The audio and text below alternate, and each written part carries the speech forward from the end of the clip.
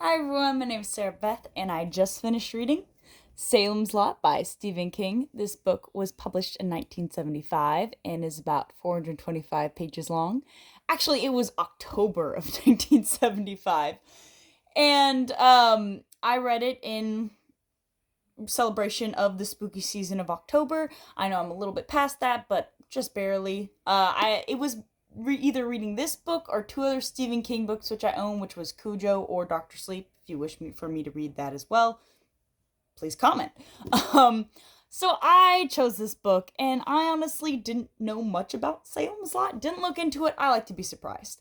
I did know, or I thought that there were vampires in this novel, and for the first 100 pages, I thought that I was confused, that perhaps Salem's Lot didn't have vampires, because no, it didn't seem like there was vampires in the first 100 pages. So applause for some Stephen King's writing right there, because I genuinely just didn't know what to expect. The setup of this book is fantastic. I'll give you the main premise, which is we have our tortured main character, Ben, who's a writer. His wife passed away, and he's trying to overcome his childhood problems by going back to a small town he lived in for a short time. Um, and so it's very much just centered around, small town people, small town problems within the first 100 pages. You get all the small people drama and gossip, and everyone's living in, and you see this author, and he's an outsider coming in, and there's a lot of commentary. There's different chapters within the book that have different characters as the lead, which it announces. But one of the character leads is the Lot, which is after the name of the town, which is actually Jerusalem's Lot, but they've dubbed it Salem's Lot. And so he's coming to a town. He picks up a lover, a girl named Susan, who's very sweet, doesn't know what she wants to do with her future. There is also a young boy, Mark, who likes to play with occult toys and read the comic books, and he's very much aware of those kind of things. He's a very level-headed kid.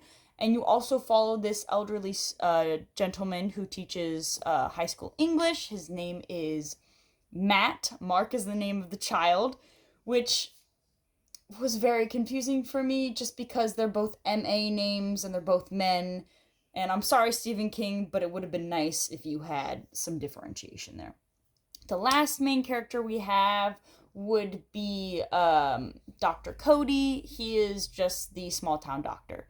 So you don't really realize that this is a modern day Dracula novel until they actually state vampires.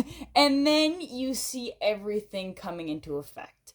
We have, I don't know. I'm not going to spoil anything. So I'm not going to name all the characters, but I will say the school teacher is literally dubbed Van Helsing in the novel. They say, "You're just like our Van Helsing."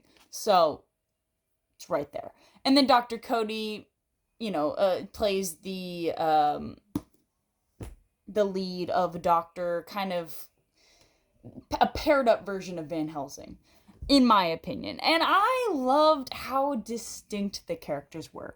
And this whole and I think that's what I've been missing reading Wheel of Time, and Robert Jordan's characters are all pretty much the same. All these characters, they're stereotypical, they're a little one note, they don't have much to them, but they're distinct. I know exactly who they are, I know what their motivations in the novel are, and I think that all of the importance of this novel and what makes this novel great, and I think is actually one of Stephen King's best, is the fact that the storytelling in of itself is innovative. It's so fresh. I say fresh, but this book is about 50 years old. And I don't know why, but this still seems modern day to me. The fact that a vampire can come into a small town and pluck off characters one by one, and the town wouldn't really notice, I think is ingenious. I think that Stephen King, he does not have the best prose, and this falls through in this book. I'm sorry, that is not his strength. His strength is his creativity. And his ability to take a tale like Dracula and bring it into the modern era with like caveats of no, a Dracula character, a huge, master vampire wouldn't want to go into a big city this day and age, because that would be make him more likely to get caught. His ability to kind of entrench himself into this kind of small town environment and create his own cult following is very much something that I think a mastermind, a man that's lived centuries, would in fact do. I also love the fact that this book is one of his shorter works, because I love The Stand, and I've not read his revised version of The Stand.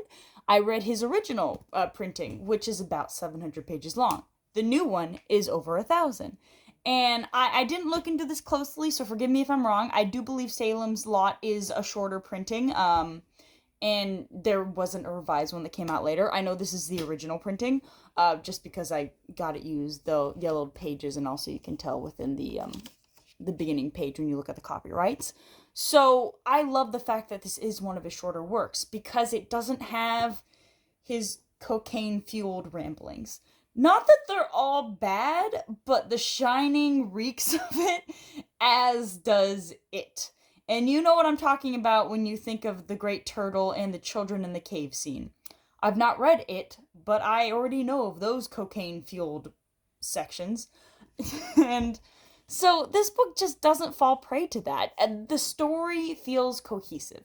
There's nothing that's super out of the realms of what I might believe. I will say this, though. The end drags on a little bit. It feels almost like fan service to the reader. You know exactly what's gonna happen, you know the stages, and it's because it's playing homage to Dracula, and you know scene by scene what's coming next as soon as you hit that point in the novel. But before that point in the novel, you don't have that kind of expectation on the novel, which I greatly enjoyed. My biggest recommendation for this book is read it, please. It is fantastic. I was just so pleasantly surprised. I now understand why there's 2 movies based off this material. And I think that an even bigger recommendation, read Dracula first. I read Dracula years ago, but it was still fresh enough in my mind to remember a lot of how that book read and how this book is. And I think that in order to really fully appreciate this book, read that one first and then this one. And this is a little bit of a more fun read. Though Dracula is actually a quite easy, classic read. Still a lot of fun to read, but I think I just love the small town environment, and I can picture this one better. I can picture the realism behind it better, and I think it made me feel really invigorated reading it. So, that's my review, and I hope you have a good one.